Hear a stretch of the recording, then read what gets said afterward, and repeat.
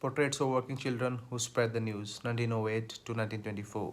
With the rise of the daily newspapers in the 1880s, more than half of all newspapers in the United States were sold by newsboys, and a few newsgirls. Newspapers that previously had appeared only in morning editions began to be offered in afternoon editions, too.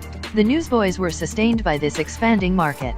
Newsies were a group of street children who would purchase a set number of papers each morning from the different publishing companies.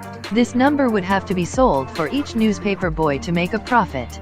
Each daily edition of the paper could only be sold that day because the news was constantly changing. Any paper that was left unsold would be wasting money because the newsies did not get reimbursed for unsold papers. Laying claim to street corners, theater lobbies, saloons, train stations, and other venues with heavy foot traffic, newsies became a part of the urban scene, calling out headlines and hustling for tips. Children moved into this form of part-time work in place of their previous full-time jobs, as selling newspapers allowed flexible working hours. The newsies who were financially better off were often dressed in thin fabric, light jackets, and hats because it was the only thing they could afford with pennies. There were some who were dressed in dirty rags with no shoes or coats and walked the streets of New York City in the wintertime. Not every newspaper had a good headline, so the newsies used other tactics such as faking a limp to get people to pity them. Newsies would often exaggerate the truth or shout out false headlines and shortchanging customers.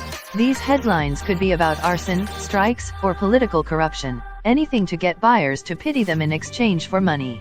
The working conditions were terrible. As depicted in many of the pictures, newsies were constantly exhausted. They were always on their feet all day walking around the city. The long hours, mostly during daylight hours, were difficult for young boys who were still in the developing phase.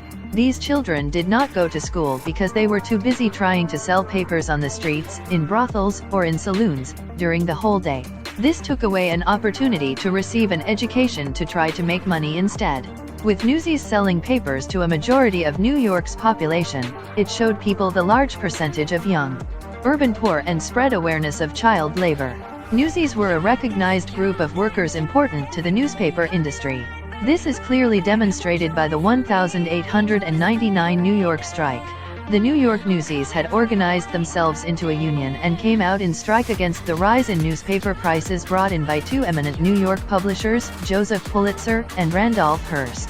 The strike was successful, with the publishers offering to settle with the newsies.